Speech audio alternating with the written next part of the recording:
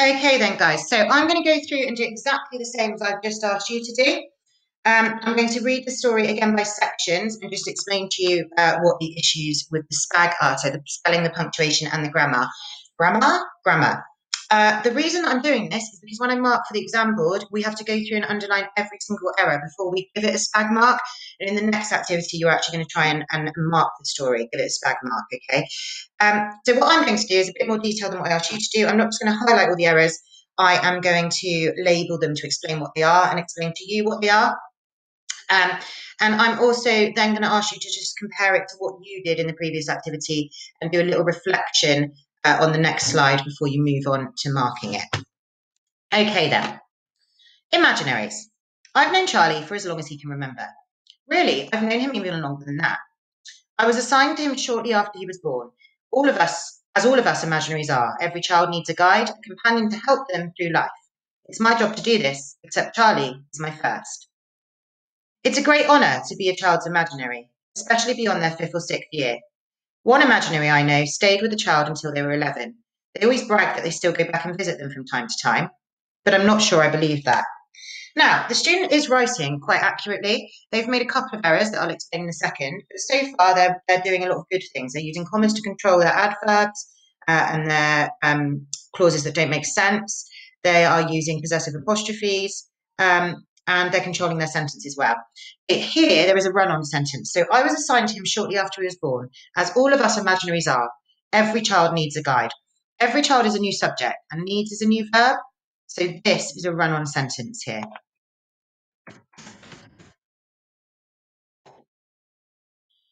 It's a great honour to be a child's imaginary, so that's a good apostrophe. I would actually have capitalised this imaginary, and this is a really small thing. It's a much more a high level kind of correction. But I think the imaginary is being used as a name for a category of people there. One imaginary I know stayed with the child till they were 11. Comma, they always brag they still go back and visit them from time to time. They always brag is a new subject they and a new verb brag, so that's a comma splice. Should have been a full or a dash. Okay. And then this sentence is a fragmented sentence, but I think the students done it for effect. They still go back and visit them from time to time, but I'm not sure I believe that. So breaking the sentence there and then starting with the connective verb has increased that tone of doubt in the narrator's voice. So that's an effective use of grammar there. Charlie and I live with his grandma, as his parents aren't around anymore. Grandma Janet is surprisingly very supportive of me. Grown-ups aren't able to see imaginaries as a rule. However, Grandma Janet even sets me a place at the dinner table if Charlie tells her I'm hungry, and always tucks me in and says good night alongside Charlie, every single night. Grandma Janet, Charlie and I live in a small bungalow in a quiet neighbourhood full of friendly old people who didn't mind us running around playing cops and robbers. At times, Charlie wished that he was a cowboy in the Wild West. We played gunfights and wore stylish cowboy boots. On other occasions, he would pretend to be a famous footballer, scoring goals for his favourite team, England. Okay, it's been really, really accurate up to there. Really well-controlled sentences. We've got commas controlling our adverbial starts here. We've got a dash that emphasises the end of the sentence. But this semicolon should be a colon, okay? Semicolons separate two clauses that make sense on their own, that are linked. A colon can qualify what you've said before it. So he scores goals for his favourite team. Who are his favourite team? England. So that should have been a colon. I was never so good at football. Charlie's imagination is a truly amazing thing. Now, this capital letter, imagination is just a noun, okay? So that shouldn't be a capital letter. He's able to create environments and scenarios in his head using nothing but his own brain. Okay, this comma is correct because it joins this clause that doesn't make sense on its own, using nothing but his own brain. But this one, Charlie's imagination is subject and verb. He is able, subject and verb. So that is a comma splice.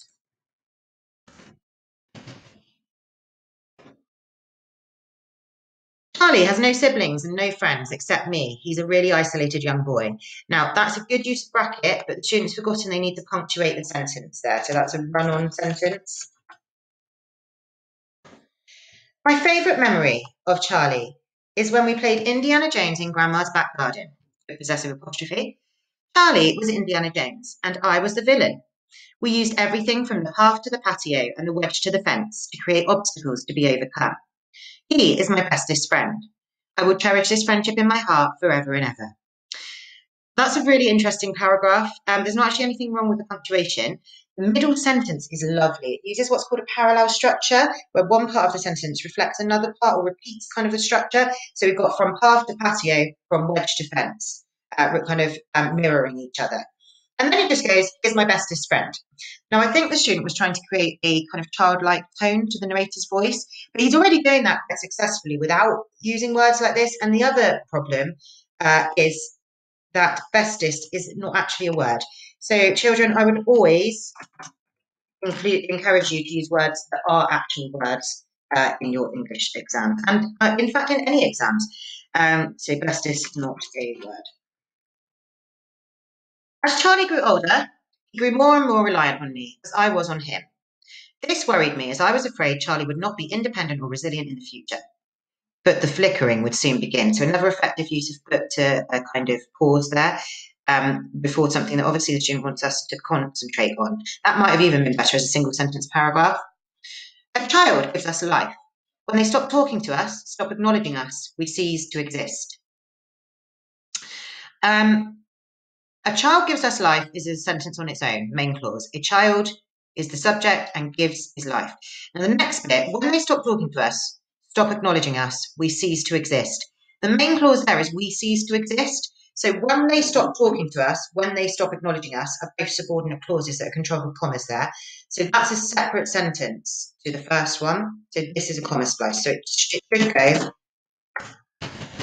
a child gives us life, full stop. When they stop talking to us, comma, stop acknowledging us, comma, we cease to exist. We as a subject, cease as a verb. That's not to say we die per se. We just become beings of the air until another child is in need of our particular skill set. That's a really, really nicely punctuated sentence. We've got the adverbial surrounded by commas, per se, good use of vocabulary, and then the dash to emphasize the end of the sentence. And then the last bit, it's incredibly mundane. The vocabulary choice there as well. Mundane means boring. And the SPAG mark now does lend itself to the vocabulary choices as well, which I'll talk about in the next activity. Now, from this point, there is a problem with the tense. So I'm also going to highlight every time the tense changes, right?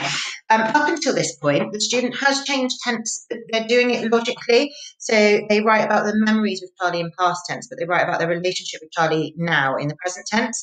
At this point, it starts to get a bit lack control. So when the tense changes from present to past or past to present, I'm going to highlight those verbs in yellow, okay? So at age 5, Charlie has primary school very soon. So we're starting this with a present tense verb. Since school is fast approaching, I don't know how I'm going to break this to him. Grandma Janet rushes into Charlie's bedroom to drag him out of bed. Charlie's bedroom, there should be a possessive apostrophe there. We know that this student can use them because they've done it so far. So I think they're starting to rush now. And that might be where their tense is falling apart a little bit as well.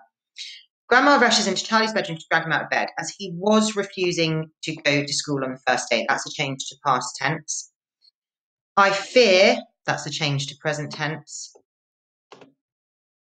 I fear that the children at school perhaps won't understand that I'm Charlie's best friend as they can't see me. Grandma Janet rushes back into Charlie's room, forcing a large mug of steaming hot Vimto into his hand. The mug was filled to the brim. That is a change to past tense. Grandma must have forgotten her spectacles. After much encouragement, Charlie puts on his uniform, change to present tense. And we all got into the car, change to past tense. I started flickering more rapidly. I remained right beside him. We do everything together. That's a really nice single sentence paragraph, really building the tension towards what you think is going to happen at the end. Arriving at the school, Grandma Janet gave Charlie an encouraging sloppy kiss on the cheek, leaving remnants of fluorescent pink lipstick. When we got out of the car, I remained by his side, of course. Now, this is a new subject and verb. He was greeted, so that's a comma splice, by an overly enthusiastic, grinning woman who never seemed to blink. This was Charlie's teacher. Welcoming him in. Now, this clause doesn't make sense on its own. It's an ing clause. It's a subordinate clause, okay? It needs to be joined to the main clause. This was Charlie's teacher, subject, verb, comma, welcoming him in. So we use commas to attach bits that don't make sense to bits that do make sense on their own. Charlie sat in his assigned seat with 4 other pupils. Now, I think the student is definitely rushing now because they haven't made any other stupid mistakes like that. And began drawing. Usually Charlie and I would draw pictures of each other. Each other is 2 words. Lots of people make them 1 word. That's not like into. 2 separate words. This time he didn't. This time he did not. He did is a subject verb that should be full stop. Sentence on its own. That's a comma splice. He drew an adequate picture of Spider-Man instead. Then the child beside him started to talk to him about Spider-Man and comic books. The flickering became more intense. That's past tense still, so this was all past tense. This is the worst heartbreak I've ever suffered. That changes again to present tense. There's no time to tell Charlie now, but I'm sure Grandma Janet will make sure he's okay. I've successfully fulfilled my duty. I must leave. However, I first need to reach out to Charlie and say my goodbyes. And that was the worst job of my life. Changes back to past tense at the end there.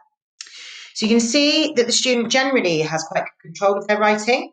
They have a few issues with commas throughout, and then tense starts to become more of an issue towards the end when they're kind of losing control and probably rushing a little bit towards the end of the exam. Right, so first of all, what you're going to do is compare the amount of errors that I have pulled out here, so everything that I've highlighted as an error, to the amount that you managed to pull out. And then you're going to watch, complete a little reflection on what you think that shows you about your own SPAG knowledge. And then after that, you're going to watch the next video in a few slides' time, and I'm going to talk to you about how to give this student a SPAG mark. Okay, guys.